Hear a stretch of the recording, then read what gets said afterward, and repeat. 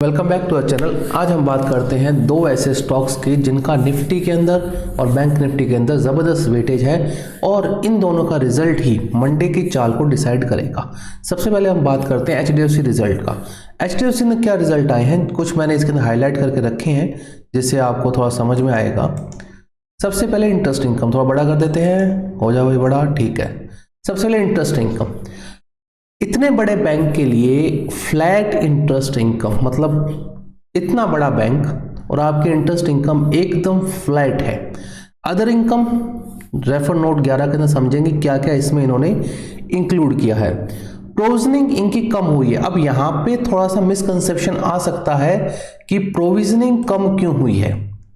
अभी 3500 करोड़ की पहले प्रोविजनिंग थी, अब 2837 करोड़ की प्रोविजनिंग की है। क्या ये जो इनके लोन डेप्ट थे उससे कम हुआ है या किस वजह से हुआ है? सबसे इंपॉर्टेंट, कैपिटल एडिक्वेसी गिरा है।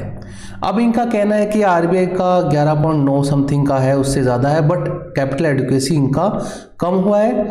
ग्रॉस एनपीएस और नेट एनपीएस फ्लैट की रेंज में, तो हम उसकी डिस्कशन नहीं करेंगे उसको। अब आगे हम बात करते हैं नोट्स की जो इंपॉर्टेंट है।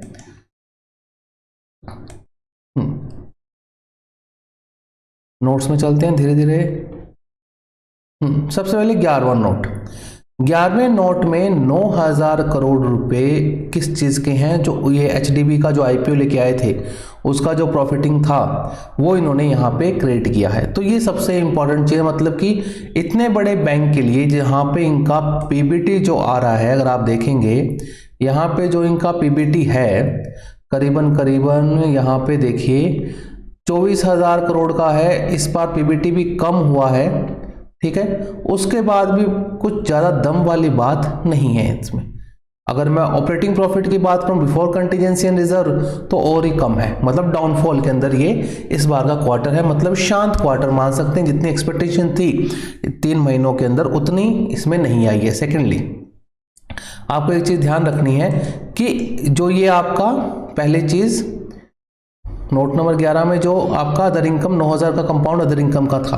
दूसरा जो प्रोविजनिंग रिवर्स हुई है वो इनका जो प्रोविजन फॉर टैक्स था उसको रिवर्ट बैक किया है, तो वो अब इनको चुकाने नहीं है, इनके फेवर के अंदर ऑर्डर आ चुका है। इस वजह से इन्होंने यहाँ पे इसको रिवर्ट बैक कर लिया। तो मोटा मोटी अगर कहें तो कोई खास रिजल्ट नहीं है इस वैल्यूएशंस के ऊपर। अगर ऐसा कंसोलिडेट देखें अपन, कंसोलिडेट के अपन फुटनोट्स देखें तो अदर इनकम के अंदर क्या क्या है देखिए। जो इनकी फॉरेन ऑपरेशंस की जो अर्निंग है, फॉरेन एक्सचेंज की जो अर्निंग है, डेरिवेटिव्स की जो अर्निंग है वो है इसके अंदर। और bank has made the floating provision 9000 crore का इन्होंने जो बोर्ड को फ्लोटिंग प्रोविजन अप्रूव किया वो है। तो कोई खास ऐसे प्रोविजंस नहीं है, कुछ खास ऐसा दम वाला जो होता है कि हाँ भाई एचडीएफसी के रिजल्ट आए हैं, कुछ दम वाला चीज़ है, वो नहीं है। अगर मैं आपको श्योरली कहूँ कि ये हिट तो करेगा। रेवेन्यू जो बढ़े हैं 8.9% बढ़े हैं पिछले साल के क्वार्टर से। पिछले साल और इस साल एक क्वार्टर वाई ऑन वाई इनका 8% बढ़ा है। नेट इंटरेस्ट इनकम भी 6.4 बढ़ी है वाई ऑन वाई। लेकिन अगर अपन देखें जो आपका क्यू एन क्यू है, क्यू एन क्यू के अंदर इतना कोई मतलब नहीं है। अगर आप डेरिवेटिव कंपोनेंट्स के अंदर देखें तो 4 कंपोनेंट्स इन्होंने डाले हैं। फीस इनकी बढ़ी है कमीशंस की, फॉरेन एक्सचेंज बढ़ा है, net trading mark to market जो गेन्स हैं इनके वो 9.3 बिलियन के बढ़े हैं, प्लस डिविडेंड जो इनका है वो है।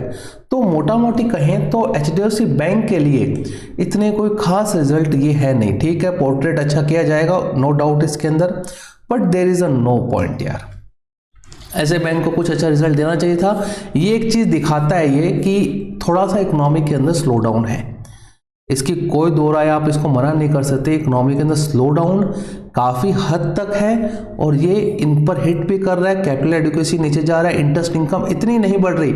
अगर मैं वाई ऑन वाई भी देखूं तो पिछले साल 76,000 करोड़ से इस साल 76,750 करोड़ है, मतलब कि कोई ज़्यादा अंतर भी नहीं है। तो इतने बड़े बैंक के लिए ऐसे नंबर देना थोड़ा सा मुश्किल वाला गणित हो सकता है मंडे के दिन के अंदर। सेकंड, आईसीआईसीआई बैंक, अरे भाई तुम क्या रिजल्ट दिए हैं तुम लोगों ने। देखिए रिजल्ट देखते हैं आईसीआईसीआई बैंक के। सबसे पहले एक थोड़ा पॉजिटिव है, संजय बख्शी जी को वापस से रीअपॉइंटमेंट किया गया 2 साल के लिए, तो ये एक पॉजिटिव न्यूज़ है, बट इतना कोई दम वाली चीज़ नहीं है। अब आते हैं इनके नंबर्स के ऊपर। नंबर्स,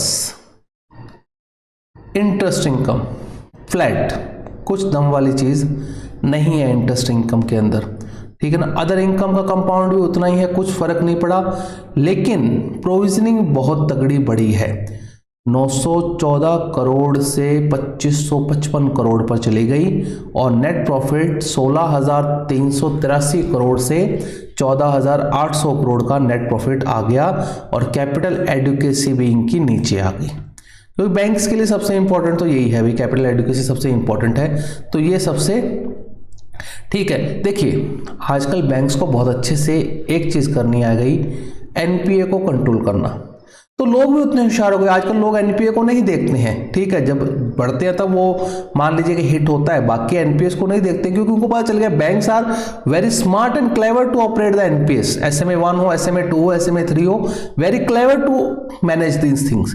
वो क्या देखते हैं, आपका कितना कमाया, कितना दिया, प्लस आपका कैपिटल एडुकेसी कितना है, प्रोविजंस फॉर कंटीजेंसीज कितना है, देयर आफ्टर नेट प्रॉफिट कितना है before tax.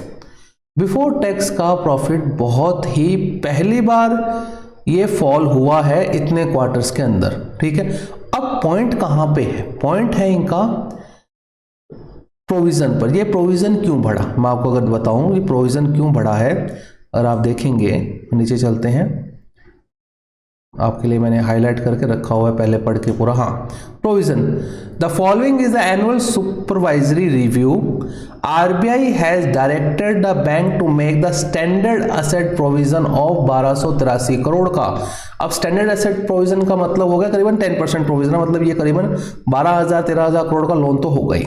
Respect to the portfolio agriculture priority sector where the terms or the facilities were found not fully compliant with the regulatory and classification of agriculture priority sector lending। कोई changes नहीं हुआ asset classification में अभी तक, but ये जो हुआ है इससे एडिशनल जो प्रोविजनिंग थी इनकी बढ़ गई है, तो ये सबसे इंपॉर्टेंट चीज है। ये आरबीआई का जो इन्होंने किया है, आरबीआई की अब कितना और निकल सकते हैं, ये तो एक सेगमेंट पर एक सेक्टर पे गए हैं, इस वजह से थोड़ा सा प्रेशर इस वजह से मेनली दिखेगा आपका मंडे को, उसका कंसोलिडेट आ जाता है ये आपका। देयर आफ्टर मैं इनके प्रेस रिलीज के अंदर आपको लेके चलूँ तो कुछ छूट ना जाए, हाईलाइटेड सारा है, कुछ छूट ना जाए, ठीक है ना। क्या भाई प्रेस रिलीज कुछ है नहीं ना, हाँ देयर आफ्टर संजय बख्शी का हो गया। हाँ मैंने मोटा मोटी तो इसमें यही था कि इनके प्रोविजंस और नेट प्रोविजंस पर है, बाकी अगर हम देखें तो एक्सक्लूडिंग प्रोविजंस है ये बढ़ गई, इंक्लूडिंग द आपको स्टैंडर्ड एसेट जो आरबीआई ने कहा वो है, प्रॉफिट्स आफ्टर टैक्स क्यूएन की ये है, एवरेज डिपॉजिट्स इनके बड़े हैं, बट मतलब वाली बात कुछ ज़्यादा इसमें लगते नहीं है, और मेन जब ऑपरेशंस पर दाव आ जाता है ना तब बैंक्स को दिक्कत आती है। तो मंडे के दिन मेरे हिसाब से एचडीएफसी बैंक भी और आईसीआईसीआई बैंक भी एक बड़े प्रेशर के ऊपर दिख सकते हैं, जिसकी वजह से आपका बैंक निफ्टी एक बड़े हिट की तरफ लग सकता है, और इतने दिनों में जो रेंज इसने 58,000 की जो नहीं काटी है, हो सकता है आने वाले समय में वो रेंज काट कर ये आगे बढ़े। तो देखते हैं मंडे के दिन। अगर आपको वीडियो पसंद आए तो लाइक शेयर सब्सक्राइब जरूर कीजिएगा, और इंस्टाग्राम पर फॉलो करना ना भूलिएगा। धन्यवाद।